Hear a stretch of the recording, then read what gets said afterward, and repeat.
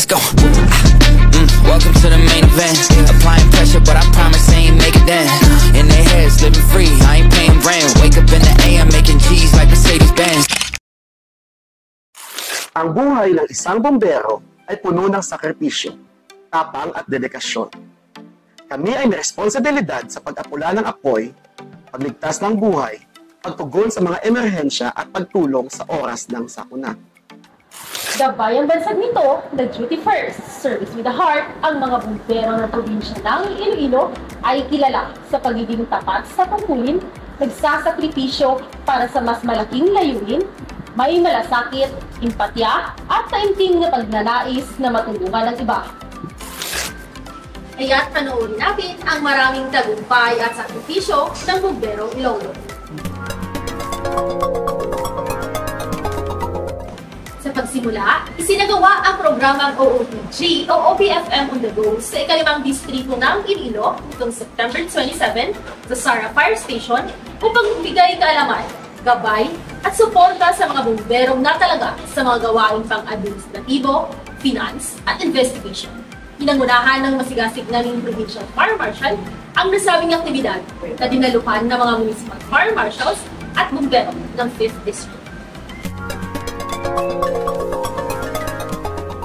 Samantala, matagumpay na na-activate ang Talisay Fire Substation na magsisilbing bagong tahanan para sa mga bayani ng pamatay-sunog ng Barotac Nuevo Fire Station sa ilalim ng pamamahala ni Acting Municipal Fire Marshal SFO4 Jean A. Monsale.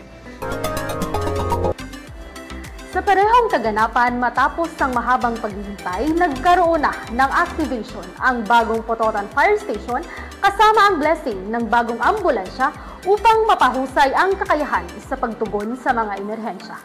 Ang inisyatibong ito ay nagpapakita ng matibay na pangako ng organisasyon sa kaligtasan ng publiko at kahandaan sa mga emerhensya. Noong Oktubre 28, ay nilagdaan naman ang kasunduan para sa sasakyang pang-emerhensya ng San Enrique Fire Station sa ilalim ng pamumuno ni Acting Municipal Fire Marshal SFO3 Girlie May D. Himotea.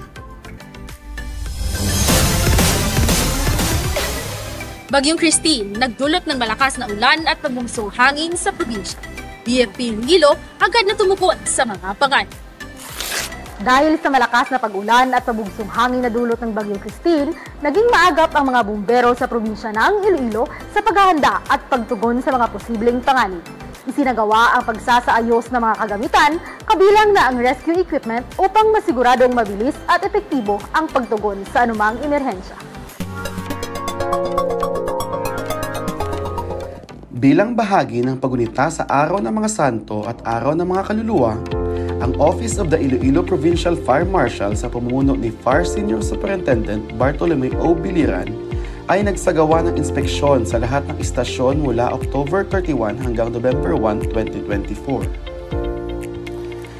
Ipinahayag ni Fire Senior Superintendent Biliran ang kanyang taos-pusong pasasalamat sa mga personnel ng BFP Iloilo Province para sa kanilang dedikasyon, sipag sa tungkulin, at sakripisyo sa paglilingkod sa komunidad.